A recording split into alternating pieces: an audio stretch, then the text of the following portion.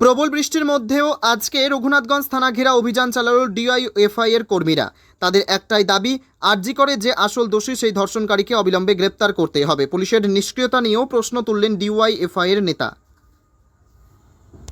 জঙ্গিপুর থেকে তরিকুল শেখের report, Jangipur TV. অবগত রয়েছেন যে গোটা রাজ্য সহ দেশ সহ দেশের বাইরেও আরজি করার ঘটনায় উত্তাল। আমরা লক্ষ্য করছি যে 1 মাস অতিক্রান্ত, এখনো পর্যন্ত পুলিশ প্রশাসন, রাজ্যের পুলিশ ও সিবিআই টালবাহানা করছে। আসল মাথাদেরকে এখনো গ্রেপ্তার করা হলো না।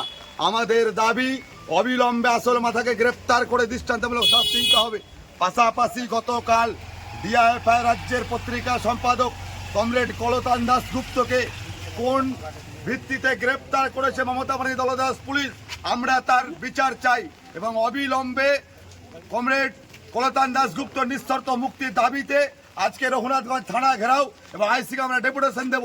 এবং আমরা বলতে চাইছি আপনাদের মাধ্যমে যে কলতান দাশগুপ্তকে আটকে রেখে যদি মমতা ব্যানার্জির পুলিশ বা পুলিশ মন্ত্রী মমতা ব্যানার্জি ভেবে থাকে যে রাজপথে এসে পায় ডিওয়াইএফআই মহিলা সমিতিকে আটকে দেবে, তাহলে উনি নবান্নে বসে ভুল করছেন। আমাদের আন্দোলনের তীব্রতর হবে যতদিন পর্যন্ত আরজি করা আসল মাথা গ্রেপ্তার হচ্ছে না ও যতদিন পর্যন্ত আমাদের যুব নেতা, রাজ্যের নেতা কলতান দাশগুপ্ত নিঃশর্ত মুক্তি পাচ্ছে না, আমাদের আন্দোলন চলবে। আগামীতে আন্দোলনের তীব্রতর হবে।